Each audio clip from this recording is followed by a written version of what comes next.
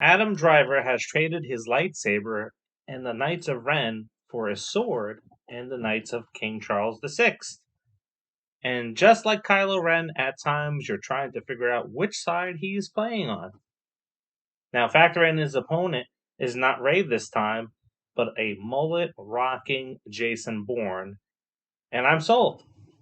Welcome back to another episode of the Popcorn Confessional.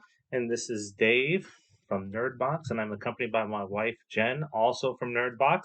And on this episode, we are talking about The Last Duel. So fire up that Jiffy Pop and meet us in the booth.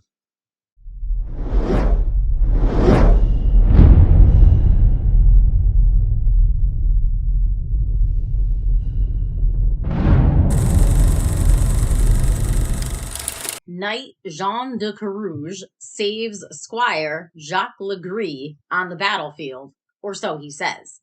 Last Duel is about two friends who drift apart due to Jacques' admiration with the nobles in court and comes to benefit from loyalty and efforts put forth by Jean. The friction continues to build between them, and so one day Le Gris is accused of rape by Carrouges' wife. And in order for justice to be served, a duel to the death is held where the victor would be determined by God, thus proving their innocence or guilt. Wow. Yeah. Now, before we jump into this, be sure to let us know in the comments whose story you believe, because there's three that are going to be told here, and we'll jump into why in a minute, and what movies like this you may like. Braveheart, 13th Warrior, Gladiator. Drop those in the comments. So this story is told in three perspectives. So there's Jacques, there's Jean, and there's Marguerite. And essentially, it's about Marguerite being raped and how that plays out by each person's perspective and where that story is. And it kind of leads you into thinking, all right, whose side are you going to pick? And it was really, really told well. Mm-hmm. So it's based on a true story, which I did not know until we went to see it. And it takes place from 1370 to 1386. So the perspective on some things is different having taken place back then. And it is told in three different perspectives, and they do it as chapters. So there's chapter 1, chapter 2, and chapter 3. Yeah, and with this one here too, it's kind of funny. Like you can see how society has changed and not changed with Definitely the way rape is portrayed. Yeah, definitely. Because one of the things, if you feel pleasure, then you weren't raped, and that still happens. Even now in almost 2022, it's something that is you see on TV. It's portrayed in TV shows and movies that, oh, well, you couldn't have possibly been raped if, you had any enjoyment, but we all know that's not psychological. That's your body. Like, there's nothing you can do about that. So yeah, this is like the SV version of the Knights of the Round Table. Yeah, really look at essentially. Yeah, and thinking about how each character played out in the story, one person seeing it from their perspective, he's really high on himself, and I think that was kind of Jean's view. He's like, "Oh man, I'm this admiral guy," and he just when he was telling his story, and it's not told like he's narrating; it's just from his viewpoint. He really held himself up in high esteem, where even Jacques, who is the antagonist in this, he seemed to be more truthful with how his character was portrayed by himself. And then of course you have Marguerite's, which is the middle opinion there, so then you have to kind of just figure out where it all goes. I agree that, like, with Jacques, I think he really believed he didn't rape her. I think he was very pompous and vain, especially when it came to women. And I think that he just assumed that every woman would just be enamored with him and would be thrilled to be with him.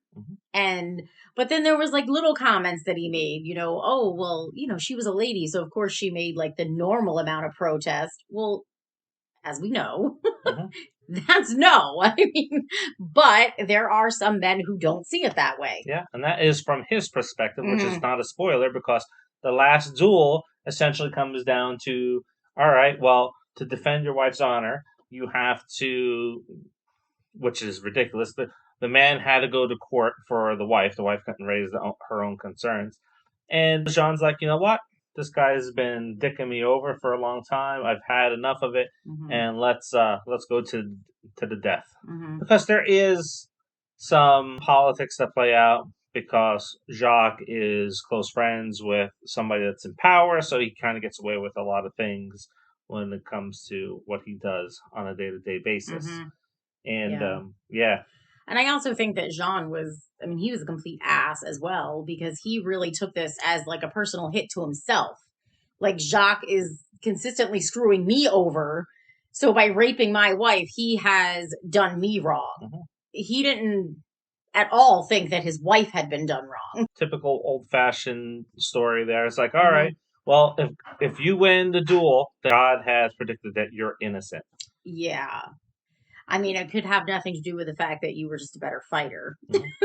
And that's the way it played out. But no, if you won, then that means your wife told the truth and she was raped. And if you lost, then your wife lied and you both die. Yeah, it's like the Salem witch trials. Hmm. If they sink to the bottom, they're innocent.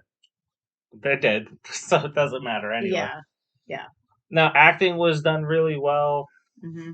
but Ben Affleck is in this, and I didn't really know that he was in it. He plays Pierre, and he just seemed out of place. Like Well, I for think it was like the shocking blonde hair and beard. I mean, I don't know that that's an actual color for hair and beard, and I don't think they had hair dye back then. But I think if you look at all of the acting in the film, he was probably the worst because at times it's like, oh yeah, now you're kind of you're Ben Affleck and you're a dick like you've been in some of your other movies with the way you act childishly and like almost like in Kevin Smith roles that we've seen him in. Hmm. And then other times he's like, oh, all right, now he's in character. So he was just kind of like in and out of character, it seemed. Hmm. Yeah. So Jean, obviously the husband is played by Matt Damon. Yeah, Matt Damon was just there again, I think. I I wasn't blown away by the role. I gotta say, I'm not a big Matt Damon fan. I think that he's another one that delivers the same way Yeah. all the time. Mhm. I just his he never changes like his affect in his voice. None of it. Like even when he's like pissed off, he kind of sounds the same. Like Yeah. he's monotone like all the time. I don't know. I just don't like him that much. Yeah, you know what? He's kind of changed in his delivery as he's gotten Hmm. older. Yeah. Now he's just like one type of role now. And then his friend slash rival is played by Adam Driver, who's amazing. He's amazing, but I just don't think. And maybe it's because we like him or something like that. He just didn't come off as a bad guy. Mm.